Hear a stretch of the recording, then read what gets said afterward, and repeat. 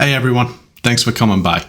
My name is Greg, I'm the Director of Sales for NavvTrack. I'm here to show you a little bit more about what our product does and why people are using it. NavvTrack is a visual tool that allows organizations to see where their iOS devices are in real time. It's especially useful in spaces where there's a high number of shared devices and for teams who manage those devices across multiple locations. Because it's based on Apple Maps, it runs within a browser and reports data back from an app that's installed on those shared devices.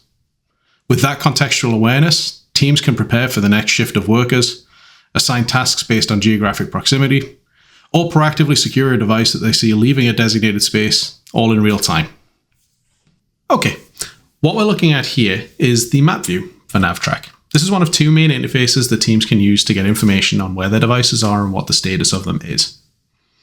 In the map view, we see a real-time graphical representation of where those devices are and who has them.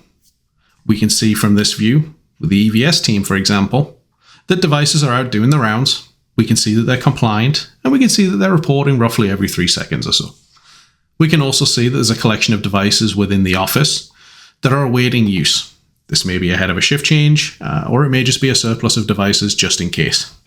Most of those devices we can see from the color coding are ready to be used now, while there's a couple in that group that need just a little bit more time on charge in order to provide an optimum experience.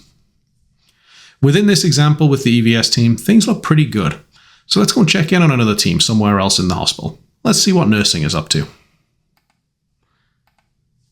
I move over to the nursing team, I can see that I don't have anybody on the ground floor right now. So let's move up to floor number 9, where I know they're generally working. As we can see, the map view has changed, and I can see the nursing team's devices on the map. As I click on them, I can get basic device information, and again, I can see that they're checking in roughly every 3 seconds. I can zoom in just a little bit further here just to get a little bit more contextual information on this floor and see exactly what's going on. If somebody wants to know where a particular device is, we can give them a room identity in this example. Much like with the EVS team, I can also see that I have devices sitting in the office waiting to be used. And in this case, all devices are fully charged and ready to be selected by employees. This is great, but I know this isn't the total number of devices that are assigned to this team, which means the other devices are somewhere else. To find out a little bit more about what that looks like, I'm going to jump over to the other interface, which is the Fleet Manager view. The Fleet Manager view gives me a little bit more per device information. We lose the map view, but we get a review of all of the services, whether or not they're compliant and enabled. We also get some information like which network they're on, what the battery status is, and whether they're charging or not. We've also got a summary that tells us what the device name is and what floor it's on, and that's critical for the question that we have now. If I look at this one here, 912, I can see that that's on the 10th floor. And if I look further in, I can also see that I've got devices on the 6th floor. Now, I also have some devices showing up as a security threat. I wonder why that is. Let me filter this view so that I just see the security threat devices. And here we see something quite common. 3 devices that should be on floor 9 are actually on the 6th floor. And they're in security threat stage, not because there's anything wrong, but because the batteries are getting low. Once these batteries expire, we will no longer be able to get an accurate real-time location from these devices. We will only have last known location. So this is a great opportunity for me to send a message to the team and let them know that they've got some devices on another floor that they need to retrieve and put on charge ahead of the next shift change to ensure there's no interruption in patient care. Now that we know what's going on at this campus, let's jump back into the map view and see what's going on at one of our other sites.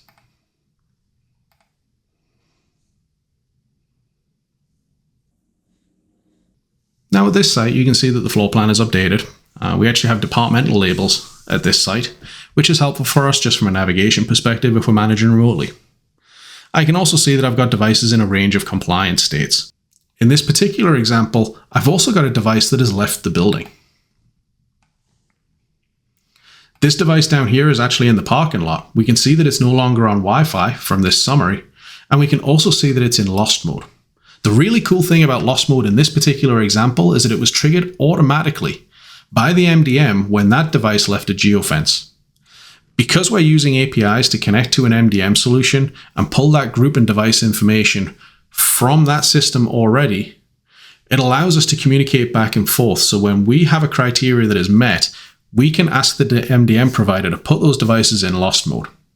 This bypasses the need to wait for somebody to report a device as missing before we take any remedial steps to protect the data on it or data that the device has access to. This helps us from a compliance perspective. It also helps from a time-saving perspective. Instead of having to find out where that device is and just know that it is lost, and that is the only information or clue that I have as I start my treasure hunt, now I'm in a position where I can say, okay, it's lost and it's over here and it is already locked. If we don't get that device back, we can at least say that the data is secure. But ideally, we'll send somebody out to the car park and see if they can grab it. If we were running this without NavvTrack, we'd be dependent on somebody A, noticing that device was missing, B, telling us that device was missing, and C, being able to tell us exactly which device it was so we knew where to start looking. With NavvTrack, we can see where our devices are on a map, and because we're able to work proactively, we're able to set the teams up for success, and we're also able to safeguard the organization's data.